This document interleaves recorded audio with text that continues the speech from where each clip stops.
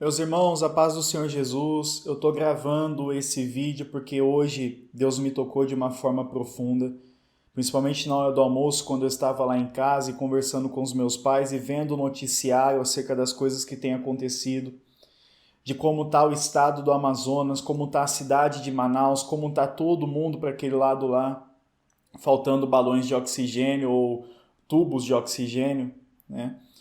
E tanta coisa acontecendo já o ano passado, tanta coisa que aconteceu na minha casa, minha mãe 44 dias internada por conta do coronavírus, 16 dias entubada, 10 dias pelo menos sem melhora nenhuma nessa intubação entre a vida e a morte. E a gente vendo cena de pessoas morrendo, a gente vendo cena de pessoas se acabando e de um caos se instalando na nossa nação. Eu fico pensando se tudo que está ocorrendo, independente das profecias bíblicas, independente se tem que haver pestes, independente de terremotos, de guerras, de rumores de guerras, independente de tudo isso, eu fico pensando se a igreja não tem uma parte de responsabilidade nessa fatura que está chegando para o mundo, igual um cartão de crédito, né? Essa fatura que está chegando para o mundo, será que a igreja não tem parte para pagar nisso? Será que nós não temos uma responsabilidade? Será que essa fatura não está chegando para o Brasil, por exemplo, por conta de uma igreja omissa, onde as maiores denominações desse país pregam teologia da prosperidade, fazem campanhas de prosperidade, e onde elas estão nesse momento para comprar tubos de oxigênio e mandar para Manaus, mandar para o Amazonas todo? Será que Deus não está cobrando alguma coisa da gente por décadas de omissão social, onde a gente falava muito e ainda fala de avivamento, mas se esquece que todos os avivamentos que existem na Bíblia teve um impacto social? Não foi avivamento de nós para nós mesmos, foi avivamento de Deus para nós e de nós, nos frutos desse avivamento, impactarmos a sociedade? Vamos falar igual adultos? Vamos conversar igual adultos?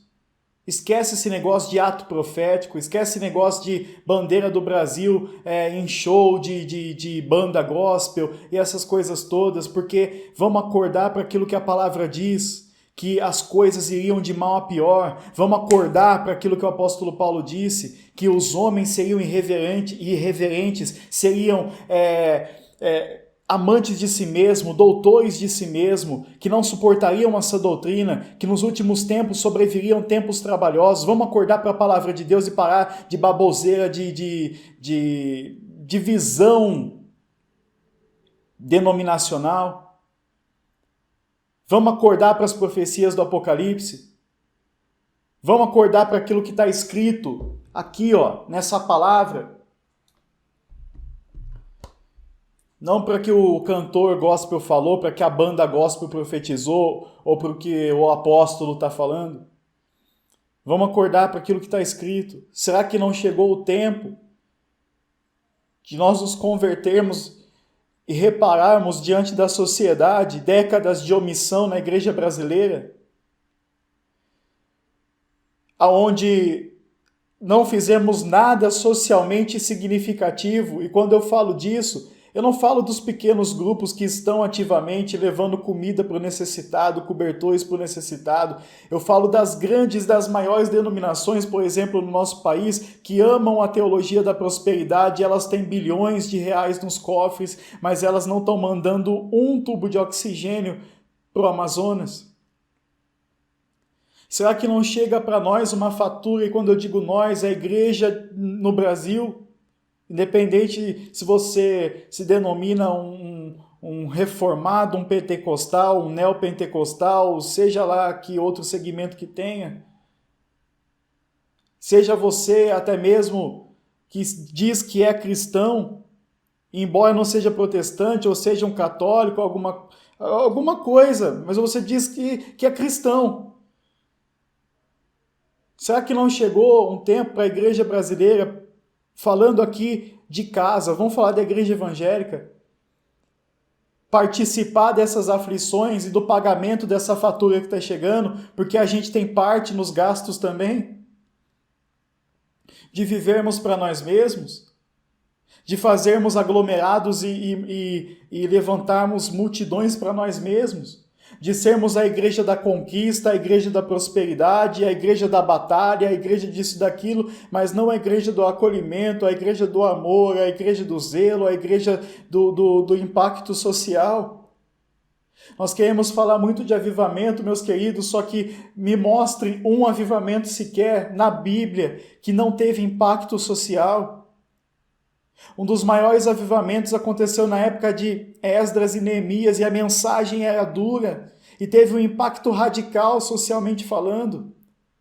Se você quiser falar de Novo Testamento, talvez podemos pontuar aqui Atos 2, o derramar do Espírito Santo. Pode ser que tem, eu disse talvez, porque pode ser que tem gente que não concorde, mas para mim está pétreo, está bem posto isso. Atos 2 com o derramar do Espírito Santo, veja o capítulo 3 e os subsequentes de Atos, como se tornou a igreja, como era a comunidade local. Ah, Robertson, mas não tem possibilidade da igreja ser daquela forma, porque o mundo já é outro. Tudo bem, eu concordo com você, que às vezes é utopia tentar imaginar uma igreja onde o que é meu é seu e o que é seu é meu também. Talvez seja utopia, né?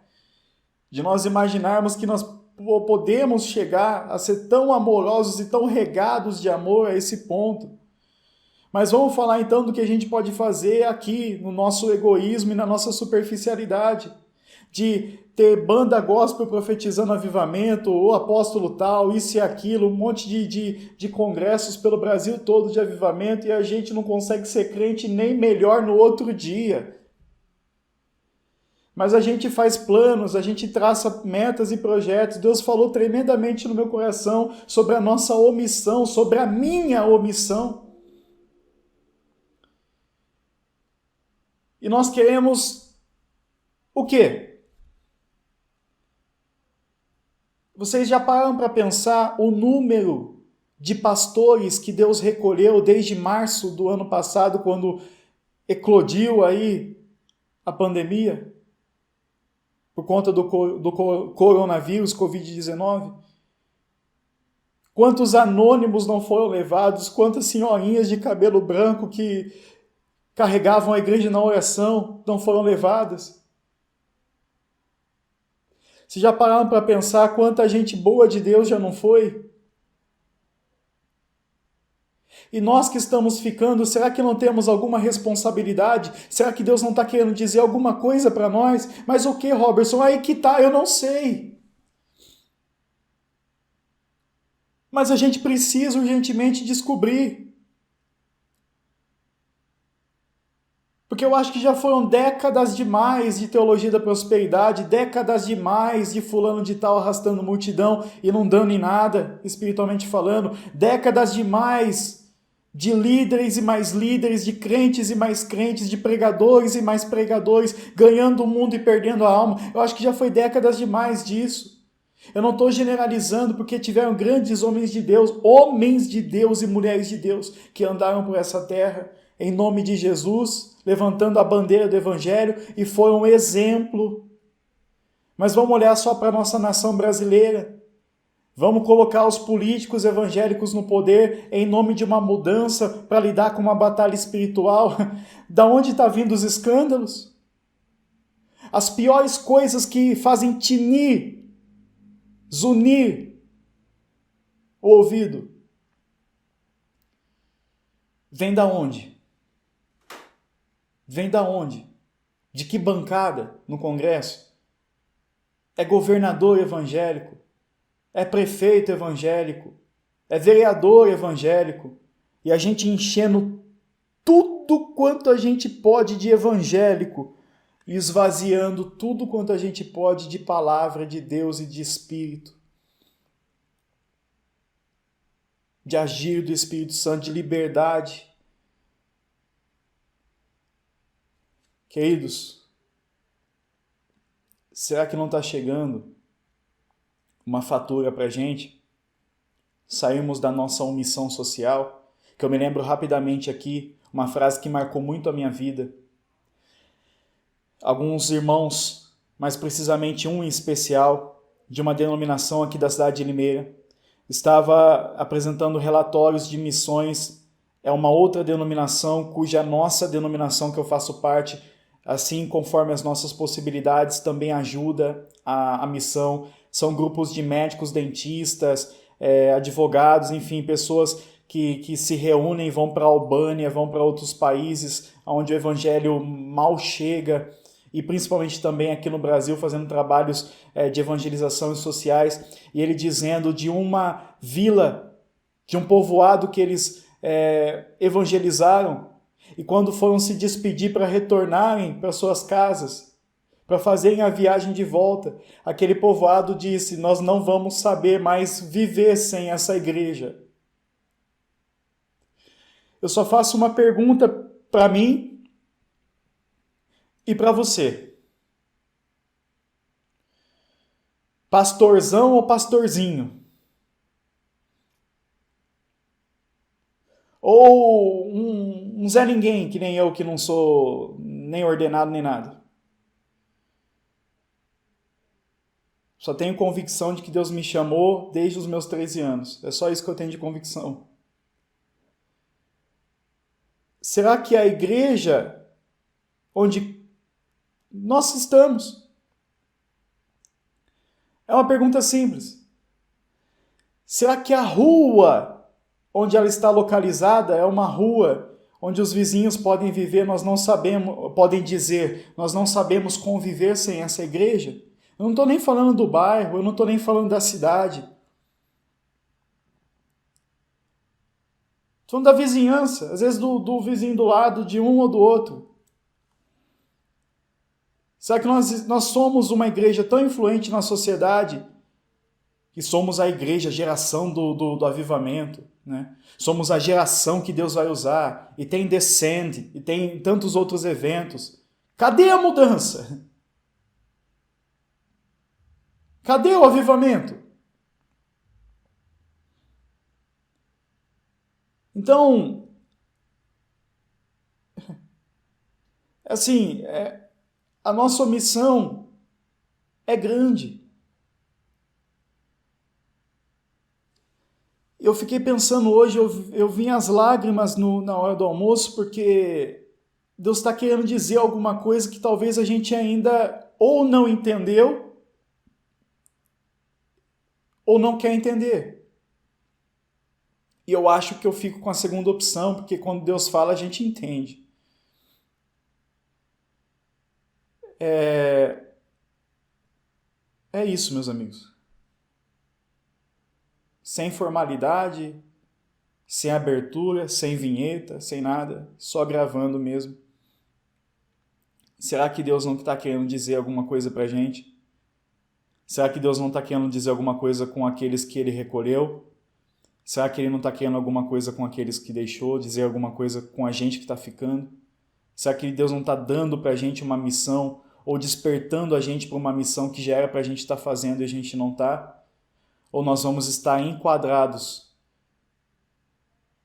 no texto da palavra que diz: o de que adianta a um homem ganhar o mundo todo e perder a alma? Eu só vejo uma saída para nós, uma solução.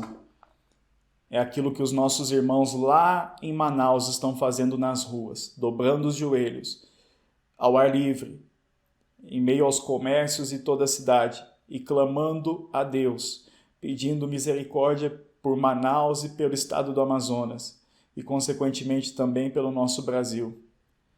Segundo o livro das Crônicas, capítulo de número 7, versículo 14. E se o meu povo que se chama pelo meu nome se humilhar, e orar, e buscar a minha face e se converter dos seus maus caminhos, então eu ouvirei dos céus e perdoarei os seus pecados e sararei a sua terra. E quem falou aqui foi Robertson Vinhali, mais um omisso. Que Deus tenha compaixão e misericórdia de nós, em nome de Jesus.